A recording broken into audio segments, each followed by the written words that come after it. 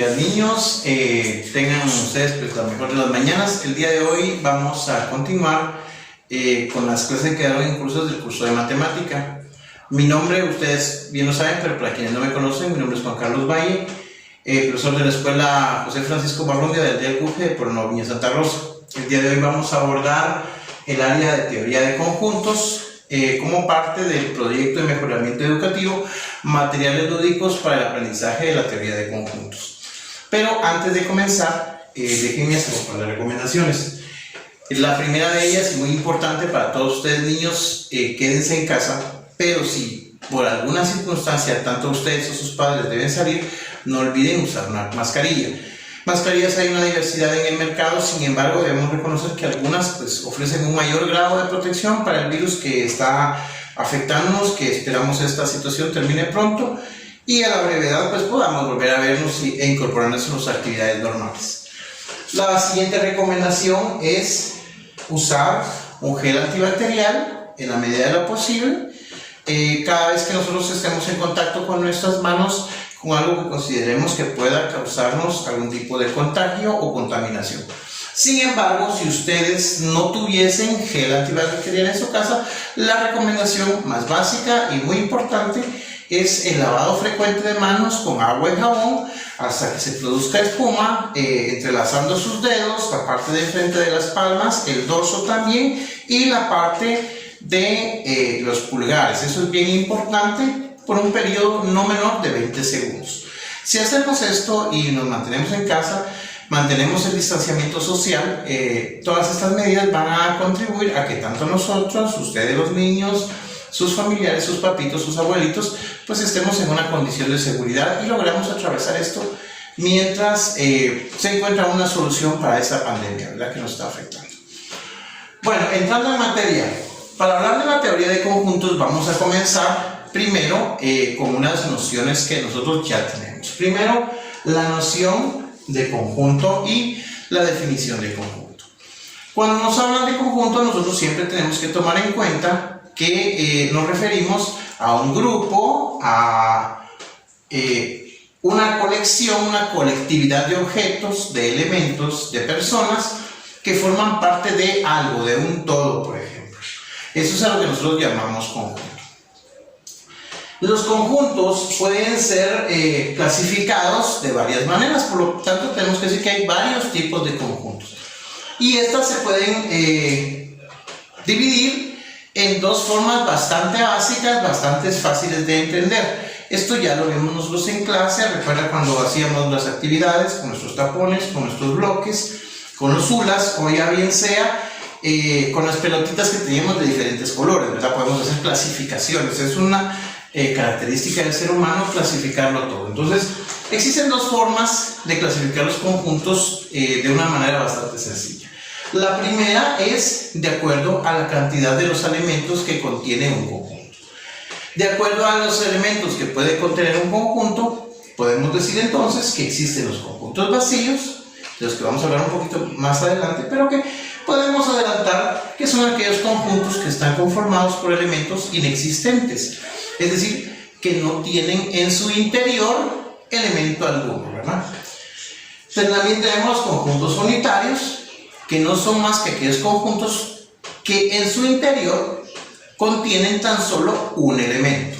Esto es bien importante porque entonces podemos entender que un conjunto vacío es aquel conjunto que no tiene elementos, que un conjunto unitario es aquel que posee tan solo un elemento y que por lo tanto también son fácilmente identificables y diferenciables.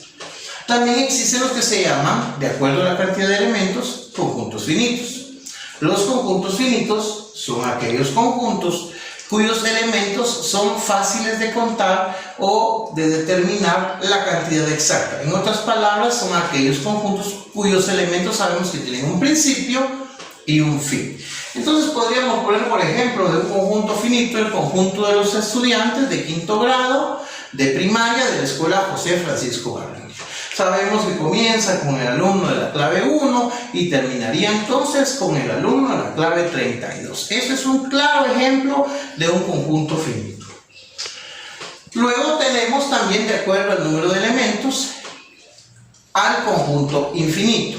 Un conjunto infinito está compuesto por elementos que son difíciles de contar, muy difíciles de contar, o bien que su cantidad es muy difícil de concebir o interpretar hasta qué magnitud llegan. Por ejemplo, uno de los conjuntos infinitos más clásicos que tenemos nosotros y que casi siempre platicamos en clase es, por ejemplo, las estrellas del cielo. Vemos el firmamento y hay una gran cantidad de estrellas, pero no podemos empezar a contarlas, pero pasaría la noche, pasaría un día, 2 días, 3 días, y no podríamos nosotros llegar a determinar cuántas es la totalidad de las estrellas que hay en el firmamento.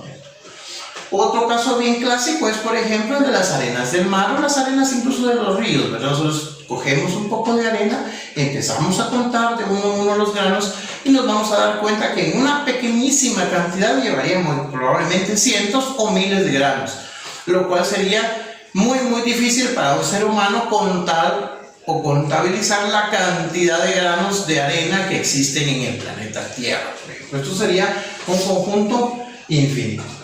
La otra forma en la que clasificamos los conjuntos también está basado en la relación que tienen con otros conjuntos. Entonces tenemos los conjuntos disjuntos. Los conjuntos disjuntos son aquellos que tienen una cantidad totalmente diferente, así como los elementos son diferentes de otro conjunto. Entonces, como un ejemplo de conjuntos disjuntos, podríamos decir un conjunto formado por los estudiantes que juegan fútbol y el conjunto B formado probablemente por alumnos que juegan básquetbol. Si estos conjuntos no tienen elementos en común y su cantidad es totalmente diferente, entonces vamos a decir que son conjuntos disjuntos. Luego tenemos los que se llaman conjuntos iguales. Estos son muy sencillos de identificar porque, por ejemplo, si se dan dos conjuntos, un conjunto A y un conjunto B, vamos a notar, por ejemplo, los elementos que están en el conjunto A, y si estos elementos son exactamente iguales a los que están en el conjunto B, entonces vamos a decir que el conjunto A y el conjunto B son iguales, ¿sí? Son aquellos conjuntos que tienen los mismos elementos. Luego tenemos los conjuntos equivalentes. Los conjuntos equivalentes también son bastante fáciles de entender. Son aquellos conjuntos que con respecto a otro tienen la misma cantidad de elementos. Vamos a ponerlo de una manera más sencilla. Imaginemos que tenemos un equipo de fútbol 5 y un equipo de básquetbol. Para los que no saben, el básquetbol se juega con 5 integrantes y el fútbol 5 también.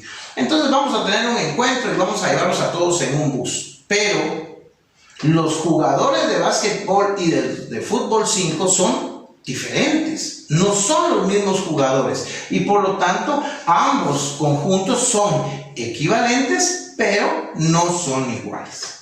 Por último tenemos los conjuntos intersecantes. Los conjuntos intersecantes son aquellos cuyos elementos en alguna parte son simultáneos para los dos conjuntos. ¿Qué quiere decir esto? Quiere decir que algunos de los elementos, si hay dos conjuntos, un conjunto A y un conjunto B, algunos de los elementos del conjunto A también están en el conjunto B. Y en viceversa también, parte de algunos elementos del conjunto B también están en el conjunto A. Esos se llaman conjuntos intersecantes. Y por último tenemos los subconjuntos. ¿Qué es un subconjunto entonces, niños? Pues muy sencillo, es un conjunto que es más pequeño que otro y cuya totalidad de elementos también pertenecen a un conjunto más grande. Vamos a explicarlo de una manera bien sencilla. Por último, podríamos decir entonces que los subconjuntos son aquellos conjuntos que están contenidos en un conjunto mucho más grande o igual a él. Por último, recordemos, niños, por favor, todo esto está en su guía de aprendizaje. Les recomiendo que lo revisen y en la medida de lo posible, pues si se puede mediante WhatsApp, lo envíen de vuelta para que los ejercicios que están ahí, para que puedan revisarlos. Hasta el próximo video, queridos estudiantes.